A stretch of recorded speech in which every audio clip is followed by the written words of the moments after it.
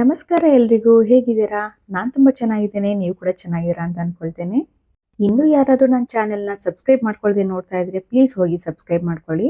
ಇದರಿಂದ ನಿಮಗೆ ಯಾವುದೇ ರೀತಿ ಚಾರ್ಜಸ್ ಆಗಲ್ಲ. ನಾನು ವಿಡಿಯೋ ಅಪ್ಲೋಡ್ ಮಾಡಿದಾಗ ಫಸ್ಟ್ ನೋಟಿಫಿಕೇಶನ್ ನಿಮಗೆ ಬರುತ್ತೆ.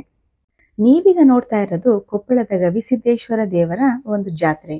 ನಾವೆಲ್ಲರೂ ಜಾತ್ರೆಗೆ ಹೋಗಿದ್ವಿ, ಹಾಗೆಯೇ ತುಂಬಾನೇ ಎಂಜಾಯ್ ಮಾಡಿದ್ವಿ. ಅದೇ ವಿಡಿಯೋನ ನಾನು ಇಲ್ಲಿ ನಿಮ್ಮ ಜೊತೆ ಶೇರ್ ಮಾಡ್ಕೊಳ್ತಾ ಇದ್ದೀನಿ. ಈ ಜಾತ್ರೆ ಬಗ್ಗೆ ಹೇಳೋದಾದ್ರೆ, ಈ ಜಾತ್ರೆ ದಕ್ಷಿಣ ಭಾರತದ ಕುಂಭಮೇಳ ಅಂತಾನೆ ಪ್ರಸಿದ್ಧವಾಗಿರುವಂಥದ್ದು. ಪ್ರತಿ ವರ್ಷ ಲಕ್ಷಾಂತರ ಜನರು ಪಾಲ್ಗೊಳ್ತಾರೆ. ಈ ವರ್ಷ ಎಷ್ಟು ಲಕ್ಷ ಜನ ಸೇರಿದ್ರು ಅಂತ ಗೊತ್ತಾ? ಸುಮಾರು 5 ಲಕ್ಷ ಜನರು ಸೇರಿದ್ರಂತೆ. ಇದು ಬಂದು ಮಂಗಳವಾರ ಸಂಜೆ ತೆಗೆದಿರುವಂತ ವಿಡಿಯೋ. ಗವಿಸಿದ್ದೇಶ್ವರ ಮಠನ ತುಂಬಾನೇ ಚೆನ್ನಾಗಿ ಅಲಂಕಾರ ಮಾಡಿದ್ರು. ಮಠದ ಮೇಲೆ ಅನ್ನಪೂರ್ಣೇಶ್ವರಿ ದೇವಿಯ ದೇವಸ್ಥಾನ ಇದೆ.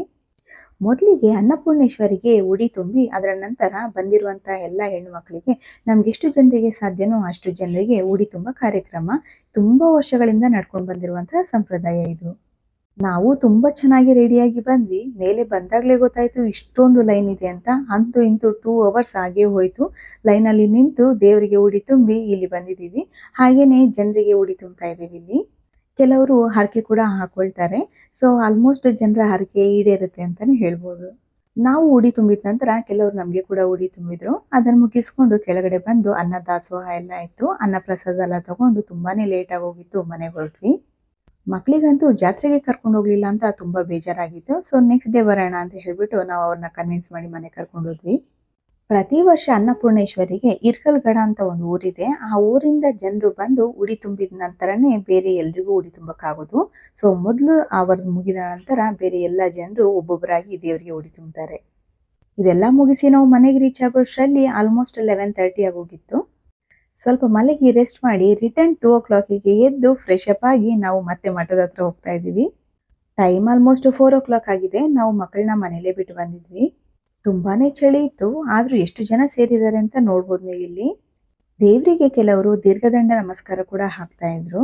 ಬುಧವಾರ ಸಂಜೆ 6 o'clockಗೆ ರಥೋತ್ಸವ ಇತ್ತು. ಹಾಗಾಗಿ ತೇರಿನ ಸುತ್ತ ಎಷ್ಟು ಚೆನ್ನಾಗಿ ಡೆಕೋರೇಷನ್ ಮಾಡ್ತಾ ಇದ್ದಾರೆ ಅಂತ ನೋಡ್ಬೋದು.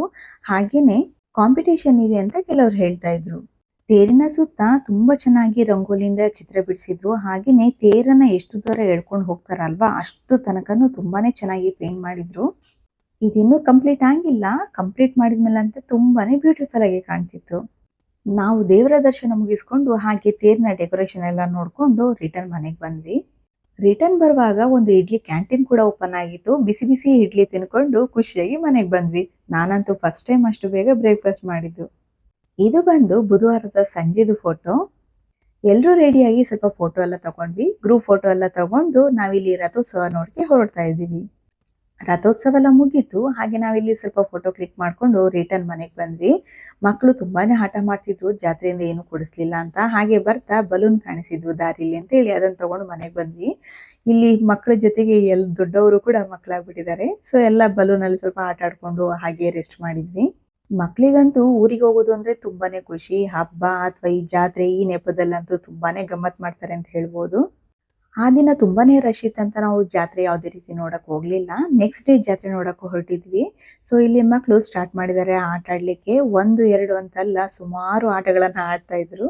ಮಕ್ಕಳನ್ನ ಸ್ವಲ್ಪ ಆಟ ಆಡಿಸ್ಕೊಂಡು ಹಾಗೆ ನಾವು ಸ್ವಲ್ಪ ಶಾಪಿಂಗ್ ಮುಗಿಸ್ಕೊಂಡ್ವಿ. ನಂತರ ಹಾಗೇನೆ ದೇವ್ರ ಪ್ರಸಾದ ತಗೊಂಡು ನಾವು ಮನೆಗೆ ಹೊರಟ್ವಿ. ಡೇ ಟೈಮಲ್ಲಿ ಜಾತ್ರೆ ಅಷ್ಟೇನು ಖುಷಿ ಆಗೋದಿಲ್ಲ, ಯಾಕಂದ್ರೆ ಯಾವುದೇ ರೀತಿ ಲೈಟ್ಸ್ ಇರಲ್ಲ ಅಲ್ವಾ. ಸಂಜೆ ಹೊತ್ತಾದ್ರೆ ತುಂಬಾ ಲೈಟ್ಸ್ ಆಗಿ ಬ್ಯೂಟಿಫುಲ್ ಆಗಿ ಕಾಣ್ತಾ ಇರುತ್ತೆ. ಮೊದಲೆಲ್ಲ ಗವಿಸಿದ್ದೇಶ್ವರ ಜಾತ್ರೆನ ಸುಮಾರು 1 ತಿಂಗಳ ತನಕ ನಡೆಸ್ತಿದ್ರಂತೆ. ಆದ್ರೆ ಈಗ 15 ದಿನಗಳ ತನಕ ಜಾತ್ರೆ ನಡೆಸಲಾಗುತ್ತೆ. ಅಂದ್ರೆ ಸ್ಕೂಲು ಕಾಲೇಜ್ಗೆಲ್ಲ ಯಾವುದೇ ರೀತಿ ಪ್ರಾಬ್ಲಮ್ ಆಗ್ಬಾರ್ದಲ್ವಾ, ಹಾಗಾಗಿ. ಈಗಿನ ಮಠದ ಸ್ವಾಮಿಗಳಂತೂ ತುಂಬಾನೇ ಅಭಿವೃದ್ಧಿ ಮಾಡ್ತಾ ಇದ್ದಾರೆ ಮಠನ. ಹಾಗೇನೆ ತುಂಬಾ ಅಭಿವೃದ್ಧಿ ಕಾರ್ಯಗಳಲ್ಲಿ ಕೂಡ ತೊಡಗಿಕೊಂಡಿದ್ದಾರೆ. ತುಂಬಾ ವೆರೈಟಿ ಕೈಟ್ಸ್ಗಳು ಕೂಡ ಹಾರಿಸ್ತಾ ಇದ್ರು. ಹಾಗಾಗಿ ಅದೊಂದು ಕ್ಲಿಪ್ ತಗೊಂಡೆ. ನೀವಿಲ್ಲಿ ನೋಡ್ತಾ ಇರೋದು ಮಹಾದಾಸೋಹ, ಅಂದ್ರೆ ಅನ್ನ ಸಂತರ್ಪಣೆ. ಈ ಜಾತ್ರೆ ಲಕ್ಷಾಂತರ ಜನರು ಸೇರ್ಲಿಕ್ಕೆ ಎಷ್ಟು ಫೇಮಸ್ಸೋ ಊಟದ ವೆರೈಟಿಯಲ್ಲಿ ಕೂಡ ಅಷ್ಟೇ ಫೇಮಸ್ ಅಂತ ಹೇಳ್ಬೋದು. ಯಾಕಂದ್ರೆ ಅನ್ನ ಪ್ರಸಾದಕ್ಕೆ ಅಷ್ಟೊಂದು ವೆರೈಟಿ ಸ್ವೀಟ್ಸು ಮತ್ತೆ ಫ್ರೈ ಐಟಮ್ಸು ಇಂದ ಹಿಡಿದು ತುಂಬಾನೇ ವೆರೈಟಿ ಫುಡ್ ಇರುತ್ತೆ. ವಿಡಿಯೋ ಮಾಡ್ಕೋಬೇಕು ಅಂತ ಅನ್ಕೊಂಡೆ, ಬಟ್ ನನಗೆ ವಿಡಿಯೋ ಮಾಡ್ಕೊಳಕ್ ಆಗ್ಲಿಲ್ಲ. ಇದರ ನೆಕ್ಸ್ಟ್ ಡೇ ಗುರುವಾರ ರಾತ್ರಿ 10:30 ಆಗುವಾಗ ಮದ್ದು ಸುಡುದು ಅಂತ ಕಾರ್ಯಕ್ರಮ ಮಾಡ್ತಾರೆ. ಅಂದ್ರೆ ತುಂಬಾ ವೆರೈಟಿ ಪಟಾಕಿಗಳನ್ನ ಸುಡ್ತಾರೆ. ಇದು ಬಂದು ಫ್ರೈಡೆ ದಿನ ಈವ್ನಿಂಗ್ ಮತ್ತೆ ನಾವು ಜಾತ್ರೆಗೆ ಬಂದಿದ್ದೀವಿ. ಮಕ್ಕಳಿಗಂತೂ ಆಟ ಎಷ್ಟು ಆಡಿದ್ರು ಸಾಕಾಗುದಿಲ್ಲ. ಹಾಗೆ ನಾನು ಇಲ್ಲಿ ಲೈಫಲ್ಲಿ ಸೆಕೆಂಡ್ ಟೈಮ್ ತೊಟ್ಟಿಲಲ್ಲಿ ಕುತ್ಕೊಂಡಿದ್ದೆ, ಅಂದ್ರೆ ಜಾಯಿಂಟ್ ವೀಲ್ ಅಲ್ಲಿ. ಸ್ಟಾರ್ಟಿಂಗ್ ಅಲ್ಲಿ ತುಂಬಾನೇ ಭಯ ಆಗ್ತಿತ್ತು, ಮತ್ತೆ ಮತ್ತೆ ಖುಷಿ ಆಯ್ತು.